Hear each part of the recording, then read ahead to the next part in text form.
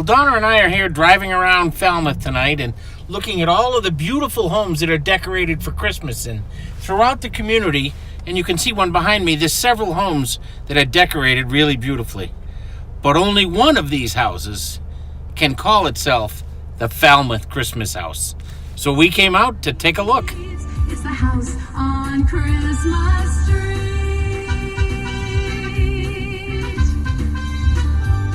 So we stopped at this beautiful Falmouth Christmas house, or as the song said as we came up, the house on Christmas Street.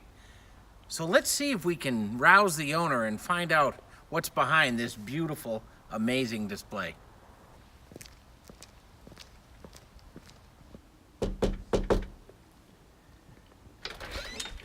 Hey, Bill. Troy, how are you? Look, it's Bill LaRufa, local scouting volunteer. So, Bill, this is your house. This is my house. Well, can we come on in and talk about it? Absolutely. Come on in. So, Bill, we were driving by and saw the Falmouth Christmas house. Yes. And it certainly deserves that distinction as you. the most amazingly decorated house in Falmouth. How long have you been doing this, and what got you started? We started back in 2006. And it started in 2005. A buddy of mine had showed me a house out in Ohio. And it took about a year to figure out how they did it, to research it. It started small and it's grown each year. And it changes from year to year. It's grown for sure. You're like the Falmouth version of Clark Griswold. I'm sure trying. you get that all the time. I'm trying. Do you have a cousin Eddie? I wish. So how many lights? I've lost count. It's thousands of feet of light, especially with the new stuff with the rope lights. I've done a lot more. You'll see out front there's all kinds of new things this year that we did. So I took about a week off from work, just sat in the garage, made things. It was a lot of fun. Wow, so that's what it takes you. It takes you about a week About to put a it all week, together. yeah, lots of help. It's I do cheat. I do leave some of it up year round, much to my wife's unhappiness. That's okay. I mean, I can imagine with everything that's out here, it's not only on the house, but in the yard, and you have the synchronized music. Yeah, so that's a program called Lightorama. That's the technology behind it. So we've got 64 channels now, and I have some spare controllers. You have to keep a spare of everything in this, because you never know when something's going to go out. Well, right, like they said in Christmas Vacation, if one goes out, they all go out, Exactly. right? So you have to be prepared. Yep. But being a scouting volunteer, the Always term prepared. "be prepared" That's is right. nothing unfamiliar to you, right? Exactly. Well, let's go out and take a look. Okay.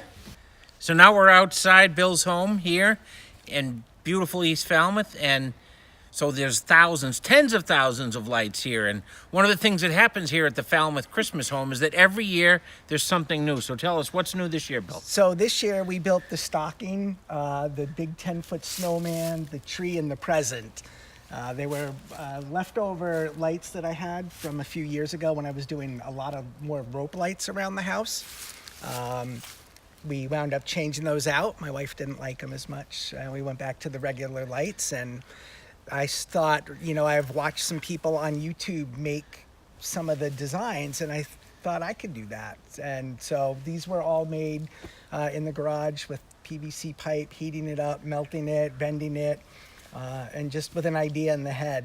Wow, so this isn't prefab stuff you order online. You actually make A lot these of it, displays yeah. yourself. Yeah, most of it we've made, you'll see there's some pieces. You can tell the store-bought things, which, add to it. Sure. But it's as fun to make it as it is everything else. I mean, the trees are all made out of tomato cages, upside down. No kidding. And then you just wrap the lights around them. Oh, wow, look at that. Okay, that So makes sense. It's nice because they stack right up. You put them right in the attic when you're done at the end of the year. And so you've been doing this for a little over 10 years, Yeah. and each year gets a little more elaborate and a little better. We And add so more, and things break and go away. So, the candy canes at the end of the driveway, those are the last 9 I have. There used to be probably 25 of them, and they were store-bought. And eventually they just, the sun wears everything out. Sure. So what's you're probably already planning for next year, right? Your I'm mind is actually always going. I'm always guessing. going, looking for other things. I'm working on, I hope to have it done in a week or two, a new song and a new sequence. We were at the Cape Symphony the other week, and we heard a song they played called Christmas Eve on Cape Cod by Susan Linton.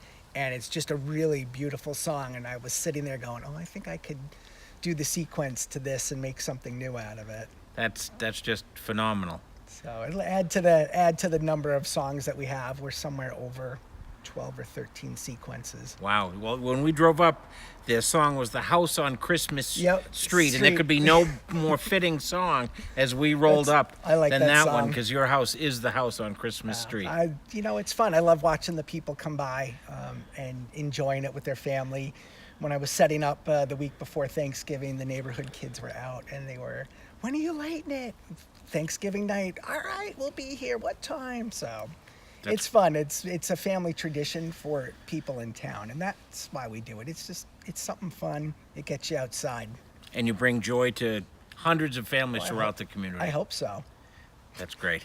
So you've been entertaining folks for years and years, Bill. I'm sure you have some great stories to tell about things that have happened in the past. So share one with us. Yeah, so this year when it snowed in November, I decided, it would be fun, we turned the lights on. And my son took a picture, and he had some Sea Scout friends up during the summer, and we're wondering why there was all these lights on the house. And we posted the picture, and I got a bunch of funny comments back from the teenagers, like, aha, this is why you leave the lights on all year, so you can enjoy it the first snow. Well, very we true. did.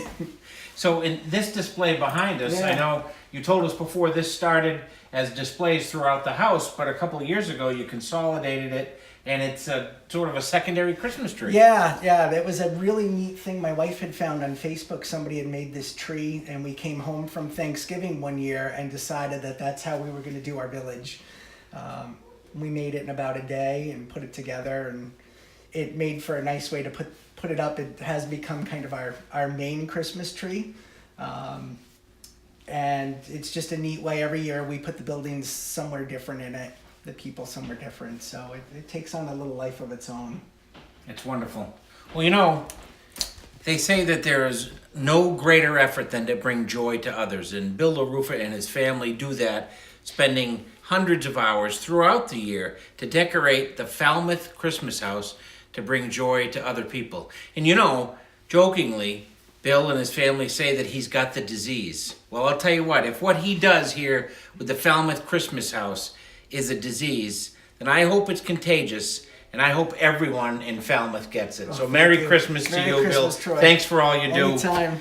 Let's hope everyone gets the disease. I'm Falmouth Enterprise columnist Troy Clarkson, and that's my take. Cause it's got 47,000 twinkling lights and Santa Claus up on the roof, Dasher and Dancer and all the other reindeer. Rudolph's up there too, with a band of merry snowmen dancing on the porch, and a couple of carolers singing by the lamppost over near the front door.